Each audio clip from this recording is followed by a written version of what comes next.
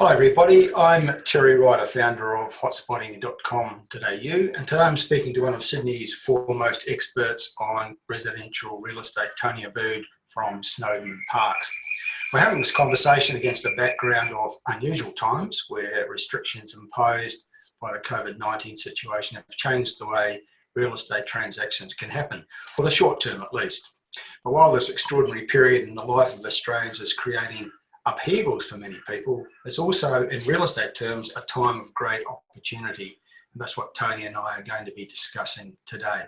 Now, Tony, the most sensible approach to real estate has always been one based on a long-term view, but right now in the current circumstances, that's the case more so than ever. What do you think? Terry, that is absolutely true. Real estate's never been a short-term transaction. It's never been a short-term deal. Even investors who buy for potentially a shorter term than, say, an owner-occupier, which tends to stay in a property a lot longer. Now's more so than ever, people need to be focusing on the fundamentals, and the fundamentals start with how long are you going to be in the property? What's your long-term view as far as purchasing this property, whether it be for investment or living? But invariably, buying a property is definitely not like buying a shirt or something that's a lot short-term sort of transaction. And I think people get swayed by the media and think that it's all doom and gloom is going to be happening permanently. But we know from history that that's not the case. Yeah, now you made reference to the media there. I do think that part of the problem is that media is focusing a lot on the negatives and the sensational aspects of the circumstances. But I think there are a lot of people that I'm encountering out there that are actually seeing the time that we're currently in, not as a negative time, but as a time of opportunity. And I think for real estate investors in particular, those who are able to take a long-term view, perhaps think outside the square, think and act independently, are seeing that there are opportunities at the moment if they can get beyond that negative mindset. Well, let me sort of share sort of at grassroots the reality of what's happening. Our area is very much mainstream. It's not upmarket, it's not downmarket, it's very mainstream Australia, if you like. We've had, in the month of January, we had 54 inquiries of people looking to buy a property. In the month of February, we had 74 inquiries. But since the 1st of March, and I counted them particularly for this particular discussion with you, as at yesterday, since the 1st of March, we've had 359 people who've called this office and said, we want to buy a property. Now, that's a sign that in the mainstream, take out the media sentiment and all the negative fear-mongering, that says in the main, there are still people who are fundamentally looking to buy a property that was going to serve them either as an investment or for their family over the long term. 359 people in the last 7 weeks, when we've been through the Easter period, we've been through a 1 in 100-year event, still looking to buy a property. That says to me the resilience of real estate and property is really understood by the mainstream of people. Yeah. Look, I'm hearing stories like that from people at the coalface of the industry from right around the country, and I think it would surprise a lot of people because that's the kind of reality that's not cutting through in mainstream media, that the people are still out there interested in buying real estate. I think one of the realities that you're probably finding is that you're not only getting good inquiry, but the inquiry you're getting is genuine inquiry, that the tire kickers aren't so much in evidence anymore. It's really people of serious intent are the ones that you're getting the inquiry from at the moment. Well, analogous to that, I always tell the story that in September 2000, when the Sydney Olympics were on, that month was our worst inquiry month for the whole year of the year 2000, but it was our biggest selling month of the year because exactly as you said, Terry, the people who inquire during this period are genuine. They're real, they're funded, and they're just looking for the right property. And there's a couple of issues when it comes to property. There's the turnover rate and there's prices. The one thing this pandemic has done, it's probably slowed turnovers a little bit, while people sort of hesitate and pause and sort of make a decision: is this long term or is this just temporary? But it certainly hasn't impacted prices the way the media suggests it has. Our prices haven't gone down. What has probably slowed down a little bit, and it's only a short-term thing, is the rate of sales, if you like. But I think, and we can talk about this, I think that probably in the next 4 to 5 weeks, as they start easing some restrictions potentially, I think the turnover rate is going to go back up. The problem we're going to have is severe shortages. And that's the only thing holding things back as I see it at the moment. Yeah, I think one of the key factors is that going into this period impacted by the coronavirus, real estate markets in Sydney and elsewhere were very strong. The markets were rising, coming out of a period into a recovery phase in many cases. There was strong demand, but supply was not high. Listings were lower than 12 months ago. We're seeing vacancies generally at very low levels, and there's not a lot of new construction been happening in the last 12 months. So all of those things exacerbated by the coronavirus period, with fewer people putting their properties on the market, means that as we come out of it, there's going to be good demand, but there's not going to be much in the way of stock available, and that's going to put a floor, not only put a floor under prices perhaps, but actually put in impetus towards prices rising again.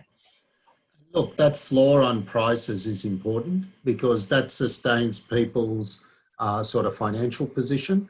And again, this attitude of everyone's going to go broke and the whole world's going to crumble around us, the fundamentals suggest that that's exactly, or rather the opposite is probably going to happen, because as we move out of this sort of phase, the way we see it, there's going to be a lot of activity happening, and behind every activity there's a multiplier, and behind these multipliers, these are the things that sort of sustain people, sustain their financials, sustain their ability to repay loans and the like.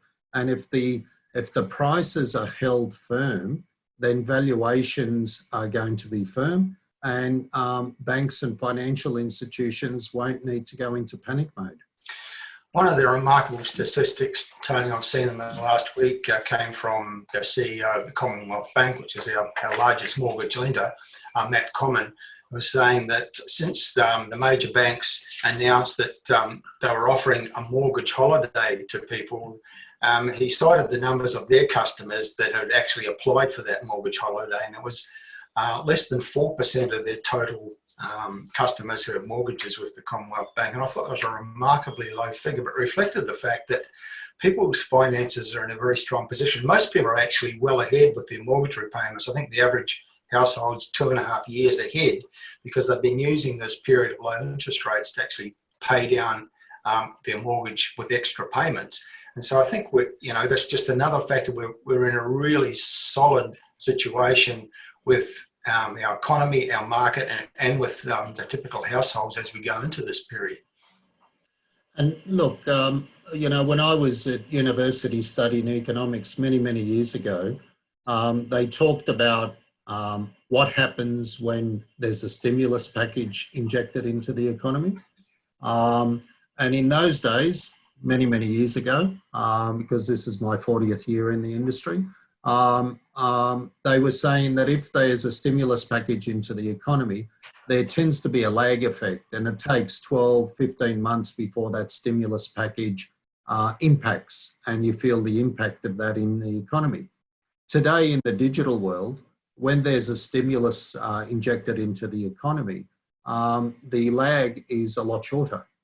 Now, we all know that in Australia, they've injected, close to $400 billion into the economy. Once the impact of that stimulus hits, I believe the impact will be explosive. And that we'll be at full production, we'll be going full bore trying to catch up. That will suit governments because governments want full activity. They want full production because they want to earn taxes to repay those that injection of funds into the economy. So I actually see that we're coming up to a good 18 months, 2 years, probably even more of strong activity. I think there's also going to be a refocus of industry and manufacturing. I think a lot of things that we used to buy overseas, I think that'll refocus and there'll be new industries established here locally, and particularly essential service goods, if you like. They'll start manufacturing them locally rather than buying them overseas. And people don't mind paying 50 cents or $1 extra per item if they know it's local, if they know it's good quality. So I see myself going into an era of really buoyant times. When you look at it from that point of view, then you see government now looking, particularly in the New South Wales government, they're talking about reactivating a lot of infrastructure projects. As you know, when there's infrastructure projects in place, again, there's a massive multiplier. 2 years ago, when the New South Wales government had over $90 billion worth of infrastructure projects in place, one thing that people don't know is that $90 billion worth of infrastructure projects, that employed 55,000 people. 55,000 people were employed building and working on these infrastructure projects. Now, all those people who are employed, they send their kids to school, they socialise, they buy stuff, they pay off their mortgage, they buy investment properties, they buy cars, they go on holidays, and that's the backbone of the economy. So if the governments are looking at infrastructure, there's the impact of the stimulus package. We know that prices have been held up because of what we said earlier about, there's not going to be a crash in prices and the like. I think we're coming up to a really, really, really good period. Already yesterday, there was positive news that organisations are rehiring staff. I know the supermarkets can't hire staff fast enough. A lot of the big department stores are rehiring people because their online business has just gone through the roof. So, it's not all bad news. It's actually really, really good news as I see it. Well, Tony, one of the things I've been trying to do in this coronavirus period is to do a daily broadcast on basically here's the good news that you're not hearing in mainstream media because they're so obsessed with the sensational negative aspects of the situation. And I'm not having any difficulty filling up a 20-minute broadcast every day with positive things that are happening. And one of the things that is happening that you've just alluded to is that around the country, state governments and also local councils, city councils are bringing forward planned and approved infrastructure spending to start now to stimulate the economy and create jobs. And we're seeing some very, very big projects getting underway or about to get underway. We're talking about multi-billion-dollar projects in many cases and others that are worth maybe $300 or $500 million each. And that's going to have an enormous impact as we move out of this period. You also referred to the revival of local manufacturing. I was actually watching last night the Q&A program on ABC TV, and they were talking about that very aspect, that the situation is showing us the importance of actually manufacturing things in Australia, and that we're likely to see a revival of made in Australia, and that's going to be great for the economy moving out of this phase. Yes, look, I absolutely would agree with all of that. Like what you mentioned before about the Commonwealth Bank saying that a lot of the people who were not taking a mortgage holiday, that is really, really important, because one of the areas where there may have been a concern was that I don't know if a lot of people know this, but if the banks defer mortgage repayments for 3 months, even if it's agreed with the borrower, technically that loan is in default. And under APRA rules, from the way I understand it, is if they have a certain percentage of their loans that are in technical default, they have to sort of pause on lending new business till they get their books back in order. But as you've just said, the Commonwealth Bank are reporting that people aren't taking that up as much as what everyone thought they would. So those technical ratios of defaulted loans, even though they're not defaulted because they allowed people to defer their loans for 3 months by agreement, then if that's not going to be the case, the banks will reopen quite aggressively to support all this vibrancy that's coming into the economy. And particularly, as we said earlier, with this infrastructure work, the big thing about the infrastructure is not the billions that they're spending, it's the number of people they're employing to make those infrastructure projects happening.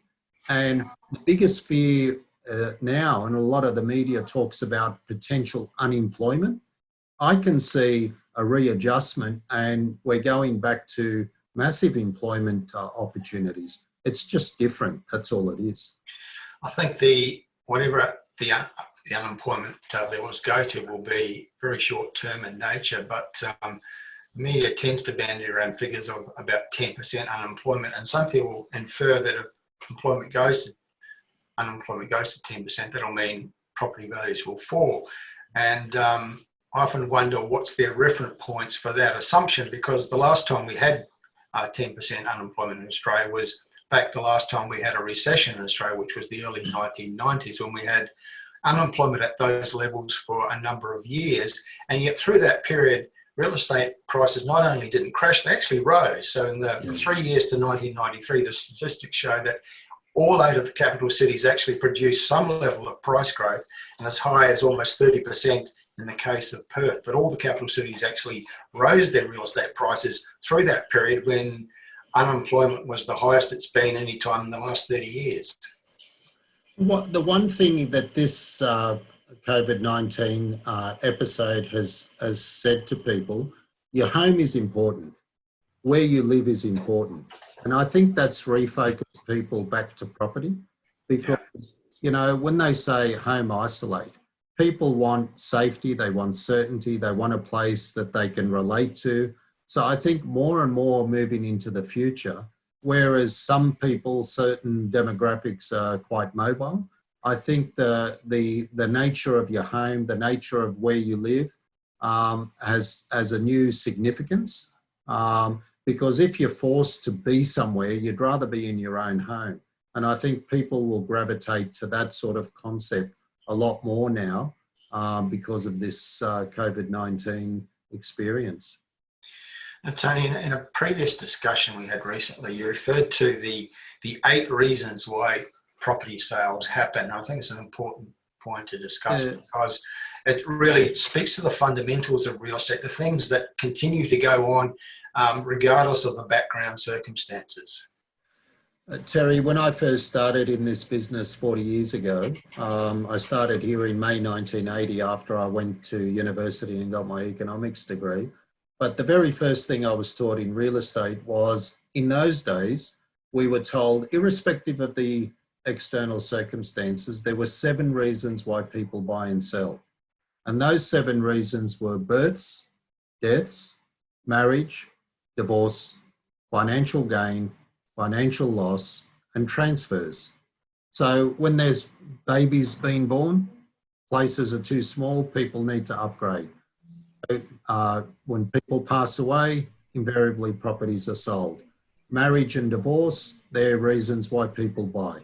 Financial gain and financial loss, people upgrade, people downgrade, and transfer. Now, they were the 7 reasons back in the 80s. We've added an 8th reason because the way the world has changed, and that 8th reason now, we call it lifestyle, retirement, because in the 80s, the concept of the empty nester wasn't popular. But now, if you're 60, 65, you're still young, and you have a lifestyle change, the kids move out, you move out of your house, you buy an apartment that's almost resort-style living. So those 8 reasons happen irrespective of external circumstances. And, you know, invariably, everyone who buys and sells, irrespective of the external circumstances, falls into one of those 8 categories. Now, they were relevant in 1980 and they're relevant in 2020. And we're finding everyone who's buying and selling, if we had to categorize them, it's always falls into one of those 8 categories. Okay, so against that background, let's talk a little bit more about what we expect to happen as we come out, because we heard the news yesterday that New Zealand has decided yesterday to lift the most stringent of their restrictions, and we're now in Australia starting to have the conversation about how and when we're going to start lifting our restrictions, given that we undoubtedly have flattened the curve, and we can now have a serious conversation about how things will look on the other side. It seems to me that when the restrictions that are currently imposed, particularly around social distancing, are lifted, that Australia is going to have a party. I expect to see a party the like of which we haven't seen since the end of World War II. People are simply going to go out and do the things that they used to take for granted, but now miss simple things like going to cafes and restaurants and movies. And there was some research published just a few days ago that was conducted to ask Australians what they intended to do on the other side of this crisis period. And it was very much that people are just wanting to get out and go to cafes and restaurants, go to the movies, visit their friends, go to the beach. Many of them were planning holidays. So Australians plan to take domestic holidays, a small number, international holidays. But the message very much is that people are just itching to get out and spend. And also bearing in mind that many of us have been in a situation of enforced savings. They're finding your bank balance at the end of the month is higher than usual because they can't go out and do those normal things. So there's got to be money in the bank to do all of that.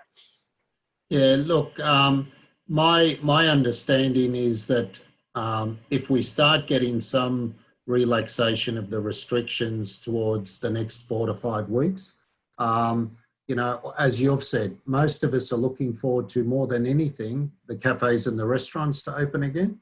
And let me say, once the cafes and restaurants open again, there's a large chunk of this supposed unemployment that will disappear. And because all these people who are on hold pending the cafes and restaurants reopening, they'll be re-employed. But I'll tell you what, for the first 6 months, they'll be as busy because as you've said, we're all busting to get back out and socialise. And so a large chunk of this unemployment will disappear overnight just with the cafes and restaurants. I think the way we've done it in Australia is admirable. You know, we've had 71 people pass away, unfortunately, but when you compare those numbers to overseas, we've done extraordinarily well. I was speaking to a government minister on the weekend. He was sharing with me a strategy that we will start putting restrictions into place, but we'll do it intelligently, we'll do it slowly. And that's because we've got to be conscious that in Australia, we're moving into winter, whereas everyone else is moving into sort of the warmer months and summer. So the fact that we're thinking these things through, the fact that we're doing it properly, says that we're setting ourselves up for a really, really good, you know, future, both short term and long term. Because once you get the social interaction back, and as you said, we've got a bit more disposable income now because we've been saving some money over the last 5 or 6 weeks, that once that money comes back into the system, then, you know, the cycle starts again. Yeah, and it was interesting, just earlier this morning on radio news, they mentioned that the number of flu cases we're having in Australia at this time of year is much, much lower than it normally would be. And that's another consequence of social distancing, because some people are worried about the moving into the flu season, and the combination of that with the coronavirus could be deadly. But in actual fact, because we've been social distancing, flu is not so much of a factor to date because of the social distancing. Also, I think people have got the message about vaccinations, and more people have been doing that as well. So I think there's a lot of positive things to look forward to. We've touched on some of them, that people will get out and spend. The survey that I referred to shows that people plan to do that, and also to take domestic holidays. They're burning to do that. We've talked about the expected revival in manufacturing as one of the consequences of the changed circumstances. I'm also expecting to see another resources boom in Australia. And one reason for that is that the IMF, which released a report last week, is projecting that China, despite everything, is going to have economic growth this year, and next year is going to grow 9.5%, which is an economic boom. And that obviously has huge impacts for the resources sector in Australia. So I just think there's a lot to come that's going to be extremely positive. And I think we're going to actually have a booming economy much sooner than most people would expect. Yeah, look, there's going to be an element of catch-up in production. I know like all the motor vehicle manufacturers overseas are closed. When they reopen, there's going to be order books, where people are going to, you're going to start reading about, I ordered a car, but I had to wait 9 months to get it. So they're going to be at full production trying to catch up to the demand or the pent-up demand, because people deferred a lot of their buying decisions during this situation. But the minute the situation eases off, people are going to be ordering, people are going to be buying, people are going to be transacting. So manufacturing is going to be operating at full bore. And when you talk about China, it's obvious they're going to be playing catch up. So they're going to be at full production for quite a period just to catch up. Yeah. And that's a great background to consider real estate. And we've touched on it a little bit earlier, that demand's going to come back strongly, and it's going to be against the background of a shortage of property for people to buy. And so we're likely to see prices continuing to be strong. Yeah, look, I certainly see prices as strong. As you know, since July, August of last year, we've had what a lot of people in the media have been saying, a V-curve type revival, where the market peaked in July 2017, then it went down quite aggressively. But then after the two elections, the New South Wales election in March last year and then the federal election in May, around July, August, the market started to respond. And in Sydney and to a certain degree in Melbourne and the other major capitals, we had a massive revival. And instead of a U-curve type revival where the market goes down, then she's flat for 2 or 3 years and then she starts to recover, we had what was called a V-curve revival where it just shot straight back up. Yeah. It paused in March. But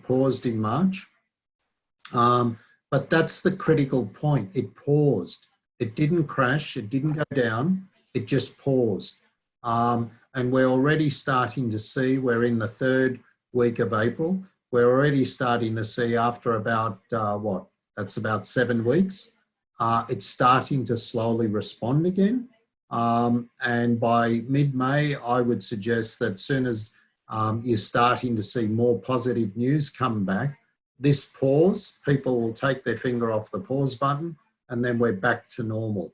And as long as people are employed, the banks will give them money. And if they've got good employment, they've got good jobs, their income is secure, then you're bound to get your money from the bank.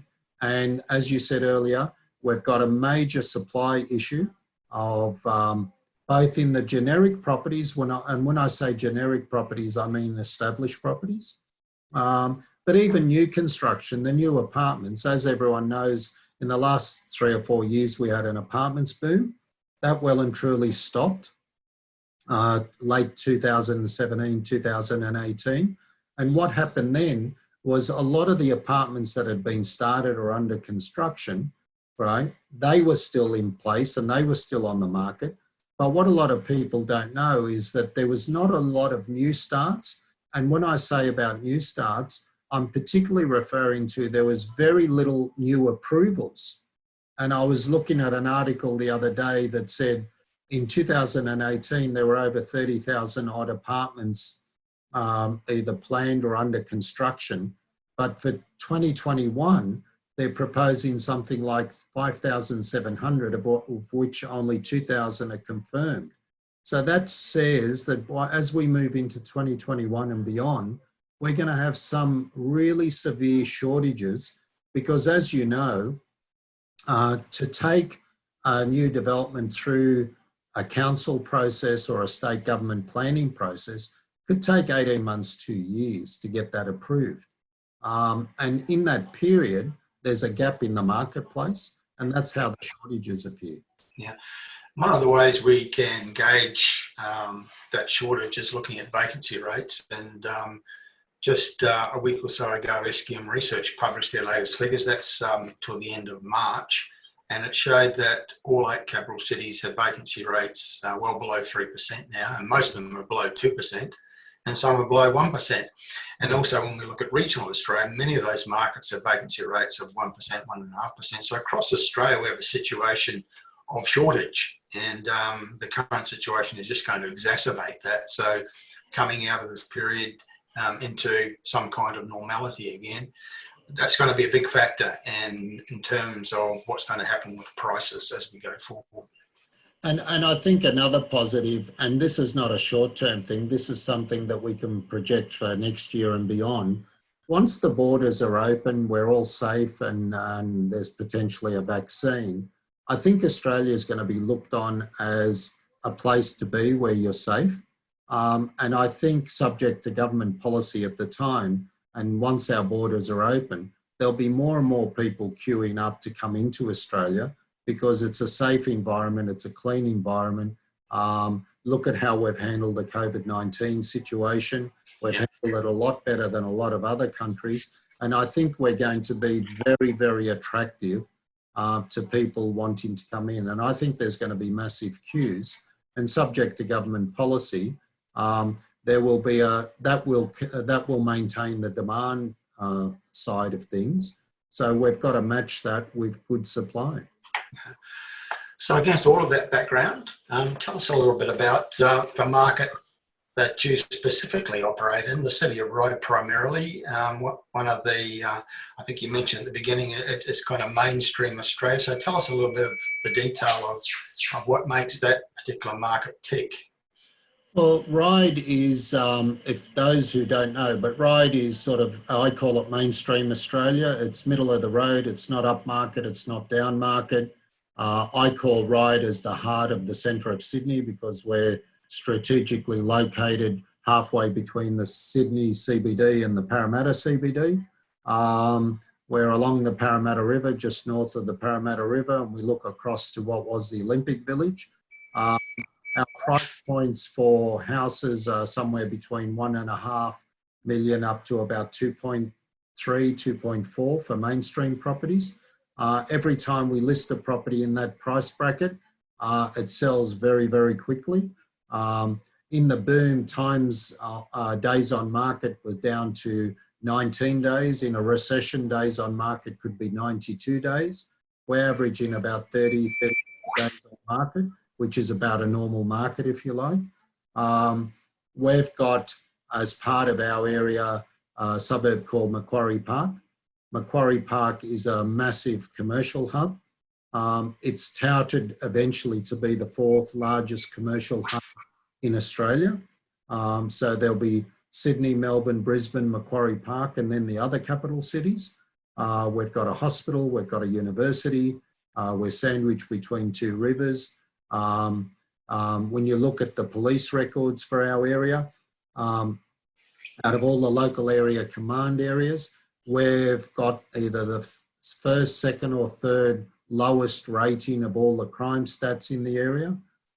We've got good infrastructure in the area, we've got good transport.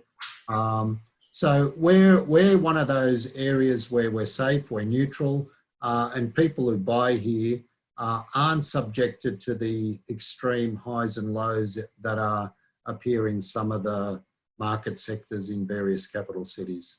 Yeah. Now you mentioned some of the typical pricing for houses, but apartments are also a very, very major part of your market, particularly the suburbs of Ryde, Macquarie Park, some of the other suburbs, and of course they're a lot more affordable, and I think that's where a lot of the demand for your market would come from, people seeking that not only a greater level of affordability that's offered by apartments, but that particular lifestyle. Yeah, look, we've got a lot of apartments. The apartments in our precinct only started in aggressively over the last 10 years because Ryde was very much a sleepy suburb. But as Macquarie Park, Eastwood, Shepherds Bay, Gladesville, all those fringe suburbs within the city of Ryde, once they all started to sort of evolve, the apartments started to be built. There's a lot of apartments in Macquarie Park, and they're around the Macquarie Shopping Centre, which is one of the 3 or 4 largest shopping centres in Australia. We've got the Macquarie University, the Macquarie Hospital. So there's a lot of apartments there. There's a massive need for student accommodation around all the educational institutions that we have within the city of Ryde. And there's no shortage of tenants because it's a high employment area through Macquarie Park, particularly the West Ryde Industrial Precinct. So wherever there's employment, there's a need for apartments, there's a need for investment properties, and that's what sustains us as far as our apartments are concerned. That plus we've got some good shopping centres and we've certainly got some good transport. And medium prices, most suburbs for apartments are somewhere in the 600s and 700,000s. Yeah, look, 600 to 750. Some of the older 3-storey walk-ups, they're like 550. The newer style apartments, they're up in the 850s. But you can buy brand new apartments now that have just been completed with a 7 in front. Those apartments prior to 2017, you were paying 850 and 900 for. So there's good value in the market when it comes to apartments at the moment. Very good value. One of the things I notice looking at your report, the location report for the city of Ryde, is that the long-term growth averages for the suburbs in the city of Ryde are particularly strong. Most of them have a growth average of 8% a year. That's the average annual growth in median prices over the last 10 years. 8% a year is right up there with the very best, not only in Sydney, but in Australia. And that's got to be a great selling point for your market, that it does produce long-term really good capital growth. Look, that is the case, and it has been the case for the last 10 or 15 years. And I think that's driven by the fact that there's a good vision for this district. We've got a council that has got good vision for this area, but also the state government recognises the importance of Macquarie Park as a financial driver and sort of income generator for the state economy. And that's why there's a lot of investment in infrastructure in this precinct, and that's what sustains that growth rate. Yeah, I mean, at hotspotting, we tend to think the most important word in real estate, if you've got to choose one word above all others, is infrastructure. And the city of Ryde has wonderful existing infrastructure, and you referred to some of the major points, but also we look for investment in new infrastructure to take the economy forward, to create jobs and to improve amenity. And there's just so much. Your location report for the city of Ryde lists in the back the major projects, and we're talking about the M Park Business Precinct, $500 million, redevelopment of Eastwood Shopping Centre, $300 million, Macquarie Exchange, $750 million, and the list just goes on and on. So it's an area that continually attracts new investment in infrastructure and property development. And that must be great for sustaining the property market by creating that new infrastructure, which means jobs and economy. Well, it's not only great for sustaining the market, that's driven by confidence. There's confidence when you buy in this district. And, you know, that's why our turnover rate is probably not as high as a lot of other districts where, you know, the average time that people hold properties tends to be a little bit longer in this district, because once you're in, you don't want to go. Well, that's right. It's always a great indicator. There's a lot of confidence in what's happening, and that's what sustains our growth. Yeah, it's always a great indicator of a strong property market, that the average time that people stay in a property is higher than average. I think that used to be, it was people moved every 7 years. I think that's blown out a little bit closer to 10 years. But in your area, it's much longer than that. Yeah, look, some of those, inner city, trendy suburbs, I've heard figures where people move every 18 months. That's certainly not the case here. Yeah.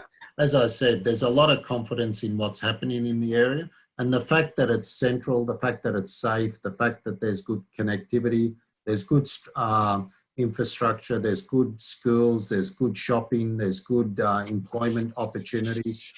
It's just a great place to be. I know I'm a bit biased, but that's the truth. Well, I mean, we researched the whole of Australia doing what we do in hotspotting, and we're always looking for areas that have the growth drivers that we look for. Infrastructure is key, and the city of Ryde has it more so than most locations anywhere in Australia.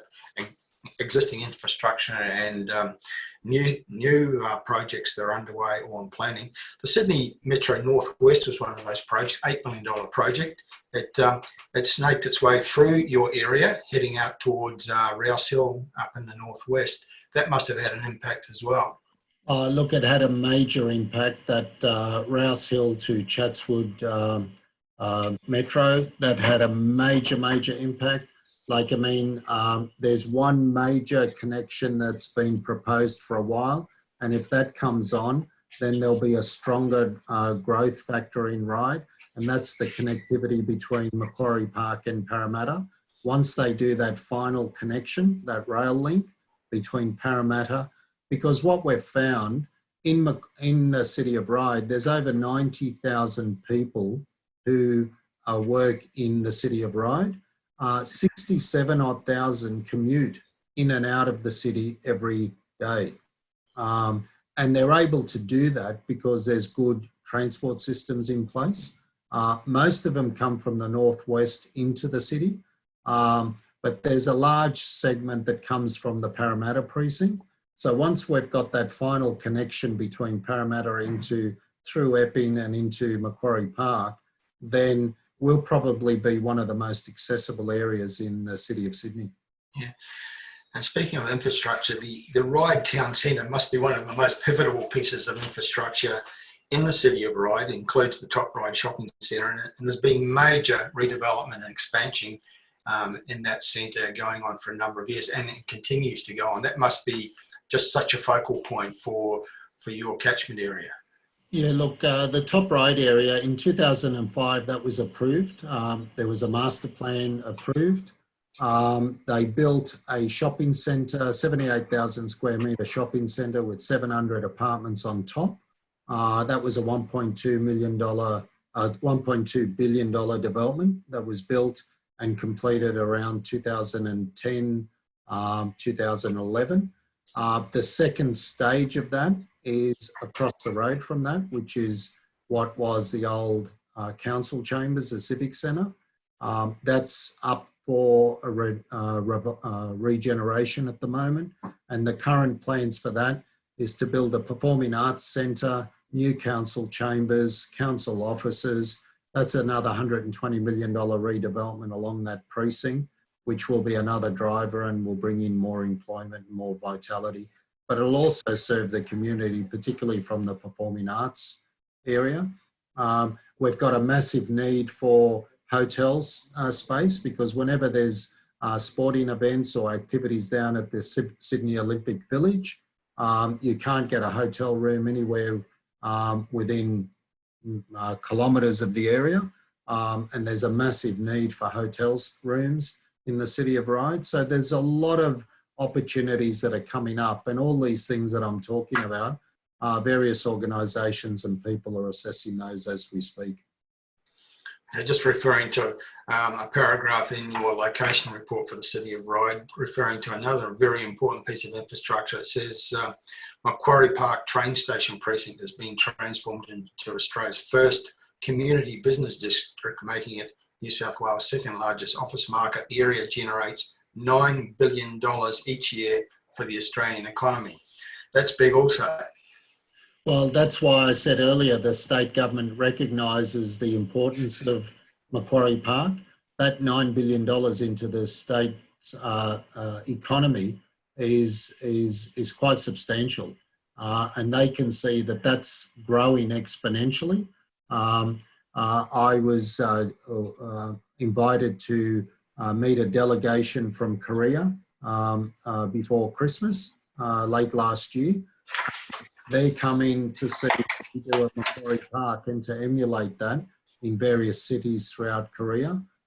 So we're recognised as a forerunner in the sort of the modern concept of a commercial sort of park that has commercial space, it has retail, it has a lot of innovation and technology, research and development, and that like if you look at the master plan for Macquarie University, they're building that as where you've got organisations where there are faculties tied to the organisations have their head offices on campus in the university grounds.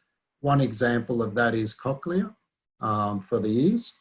Their head office is located within the grounds of Macquarie University, and there's a faculty around that industry, if you like. There's a master plan for Macquarie University to take the number of people on campus from 60,000 odd people to 160,000 over the next 20 years. So that you can see the sort of propensity for growth that is proposed for that precinct. Yeah, and I just know, as I said earlier, we research the whole of Australia. We're looking for these kind of growth drivers to identify markets that are going to be good prospects that we can recommend to investors. And it's difficult to imagine anywhere else in Australia that ticks so many of the boxes. It's got so many strong elements to it. It's got diversity in its economy. It's got new investment coming in. It's got wonderful facilities and infrastructure which is being expanded continually. And it must lay a wonderful foundation for the property market that you operate in. Look, it does, but even outside of all the economic attributes that we've just been talking about, it's actually got some good social infrastructure as well. We're sandwiched between two rivers, the Parramatta River and the Lane Cove River. We've got Lane Cove River National Park, which is a national park right on our northern border. Now that's quite unusual for a sort of a suburban precinct to have a national park on its northern border with the Lane Cove River. And then of course we've got the Parramatta River on our southern border. And the Parramatta River, you can catch the river cat, you can pop into town, it takes 25 minutes, it's a nice ride in. We're covered with parks. So there's good social infrastructure as well, not just economic infrastructure.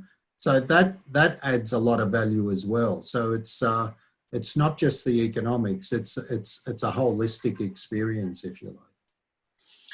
Okay, Tim, well, looking across all the things we've talked about today, the background information, what we expect to see for Australia coming out of this virus period, and your local market, what's the number one take-home message you'd like people watching and listening to this broadcast to take out of this today? For me, it's be certain, have confidence. Don't fall into the trap of all this negative media and the fear-mongering. I say this with respect. If you need medical advice, you go to a doctor. If you need economic or financial advice, you go to your financial advisor or you go to your accountant. If you need legal advice, you go to your lawyer. You don't go to a journalist. And I say that with respect. So we've got to be very conscious of who we take advice from. And I believe that if you focus on the fundamentals, right, you'll actually see a lot of positives ahead of you, rather than getting caught up with, if you like, this concept of groupthink. So be safe, be confident, and focus on the fundamentals and make some good decisions around those fundamentals, and don't be swayed by negative media, because you know, whenever anyone says something to you, you've got to ask the question, who is this person? What have they experienced? And if they don't know what they're talking about, if they haven't experienced what they're portraying, then how do we make decisions around that? Be confident and focus on the fundamentals. Tony, that's a wonderful way to end our discussion today. Thanks for your contribution. It's been great to talk about the situation in Australia as it exists today, what we can look forward to going forward, and in particular, your market, the remarkable city of Ryder and everything that it offers to people who live and work there. Tony Abboud from Snowden Parks, it's been great having a conversation. The main message I'd like people to take away today is to see the opportunity, and I think the current situation is one that provides wonderful opportunities for people who are able to think and act independently from the herd, and to see what's coming up for Australia as we exit the coronavirus period. I'm Terry Ryder, founder of hotspotting.com.au. I've been talking to Tony Abboud from Snowden Parks. Bye for now. Thanks, Terry. Bye-bye.